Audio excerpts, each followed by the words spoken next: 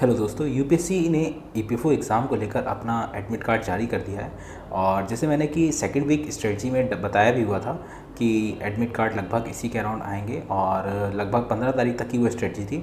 और आज आपको एक नई स्ट्रेटजी के साथ साथ मैं एडमिट कार्ड में जो भी प्रॉब्लम्स हैं उसको लेकर बताऊँगा कि दोस्तों क्या होता है कि जब आप एक गवर्नमेंट एम्प्लॉय बनते हैं या उस दौर में आगे बढ़ते हैं तो आप देख रहे हैं कि भले ही इस समय कोरोना है चीज़ें हैं, लेकिन फ्रंट पे कौन है? फ्रंट पे वो कोरोना वॉरियर्स हैं जो गवर्नमेंट एम्प्लॉय हैं, है ना। तो कहीं ना कहीं आपको ये माइंडसेट रखना होगा कि जो भी सरकार निर्णय लेगी उसके साथ आपको चलना है।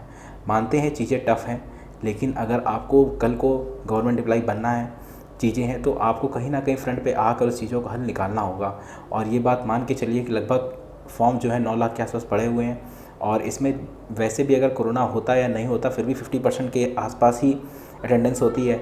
अब जो कोरोना है, क्योंकि बहुत से लोगों का लगभग मेरे हिसाब से अब लगभग 40% के आसपास ही अटेंडेंस होगी, ठीक है।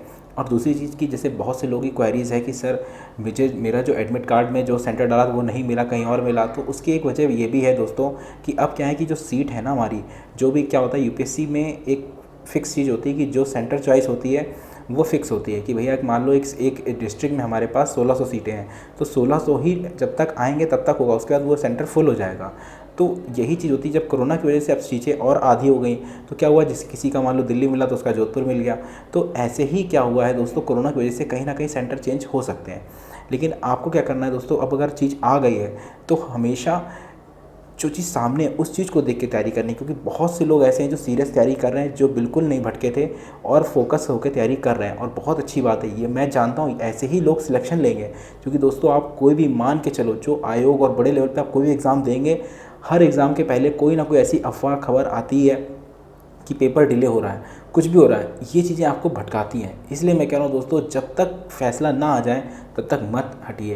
क्योंकि ये मान के चलिए जो दौर है ना, ये जो समय बचा है 20 दिन, इस 20 दिन में लोग इस 20 दिन को लोग 2 महीना बना के तैयारी कर सकते हैं। कैसे? जब अपने समय को ज़्यादा दोगे, इसमें मेहनत करो, क्योंकि अब तो लॉकडाउन है, चीज़ें आपके पास समय भी है ना। तो आप जितना समय दे पाओगे तैयारी में उतना आपको फ़ायदा है। क्योंकि जो लोग पेपर टालने में या उस चीज़ में विश्वास रख रहे हैं, कहीं ना कहीं अपना मोरल डाउन कर रहे हैं, वो अपना कॉन्फिडेंस को लूज़ कर रहे हैं।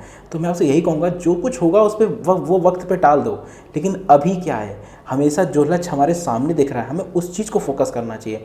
हमको पता है कि पेपर 9 मई को है तो 9 मई को है, और जो बंदा सीरियस होकर तैयारी कर रहा है वो लगा हुआ है, उसको कोई मतलब नहीं है कि भैया पेपर बढ़ेगा कि नहीं बढ़ेगा, कोई मतलब नहीं है। मैं भी आपसे यही कहूँगा कि सिर्फ 421 सीटें हैं, ठीक है, 10 लाख फॉर्म पड़े हैं, ठीक है। पेपर देने कम से कम 4 लाख लोग जाएंगे। अब 4 लाख लोगों में 400 लोग सिलेक्ट होने हैं, तो आप ये मान के चलिए कंपटीशन है। इसलिए मैं आपसे कह रहा हूँ, ये सब बातों को दिमाग से हटा दो।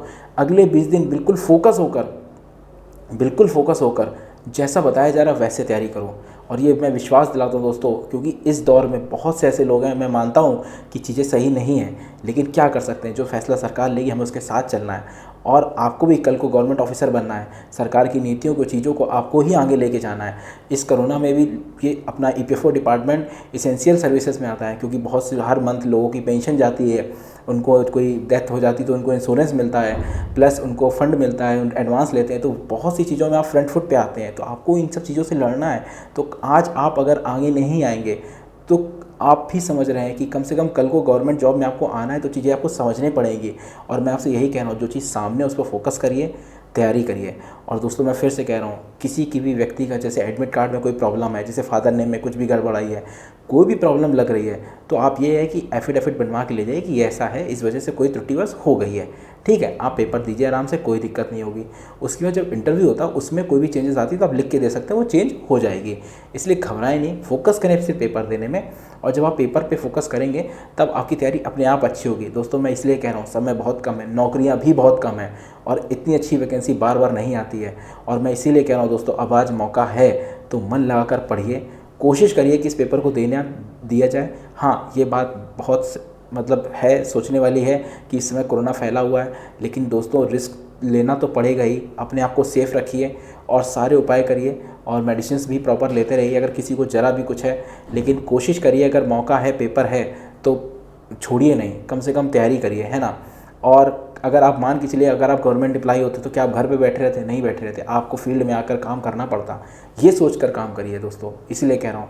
और दोस्तों अब बात करते हैं स्ट्रेटजी की। तो दोस्तों जैसा कि मैंने पहले वीक की स्ट्रेटजी बताया था आपको, math, English, computer, reasoning, current, इससे लगभग 60 क्वेश्चन आने थे। लगभग 50% पेपर यहीं से आना था। ये मैंने कहा था फर्स्ट वीक स्ट्रेटजी है, ठीक। सेकेंड वीक में मैंने आपको बताया था अकाउंट्स के MCQ कर लीजिए, हिस्ट्री पढ़ लीजिए, पॉलिटी पढ़ लीजिए और करंट वाले पार्ट को रिवाइज कर लीजिए। ये 4 पोर्शन मैंने आपको 2 वीक में बताए थे दोस्तों। अब इस वीक में मैं आपको बताता हूँ कि ये जो स्ट्रेटजी है, अगर आपने अभी तक इतना कर लिया है तो आप मान के चलिए कि आप बिल्कुल सेफ़ हैं। और इसीलिए मैं इस वीक में आपको थोड़ा सा ज़्यादा समय दूंगा, क्योंकि मेरा मानना ये है दोस्तों कि अब लगभग जो पार्ट बचा हुआ है, जैसे अब आपको इस वीक में क्या करना है, बेसिक साइंस पढ़नी है। बेसिक साइंस मतलब जैसे मैंने इंग्लिश में MCQ दिए हैं और हिंदी में आपको थ्योरी पार्ट दिया है, तो बेसिक साइंस से लगभग 5 से 6 क्वेश्चन सीधे सीधे पूछता है, फिजिक्स से, बायोलॉजी से। तो ये बेसिक साइंस पढ़नी, ठीक। उसके अलावा दोस्तों आपको क्या करना है कि आपको ऐप में जाकर मैंने एक्ट बाई एक्ट MCQ डाले हुए हैं, और जैसे टेस्ट PDF में भी जाओगे ना तो 10,000 क्वेश्चंस वाली जो PDF की बुक्स हैं पूरी, उसमें देखना आप चैप्टर बाई चैप्टर आपको MCQ मिल जाएंगे। मतलब जो भी एक्ट है उस एक्ट के चैप्टर बाई चैप्टर क्वेश्चन है। तो आपको क्या करना है, सिर्फ अगर उस एक्ट बाई एक्ट MCQ भी पढ़ लोगे ना तो बहुत स्ट्रेट फॉरवर्ड क्वेश्चन है, तो इससे आपको थ्योरी पढ़ने की जरूरत नहीं पड़ेगी।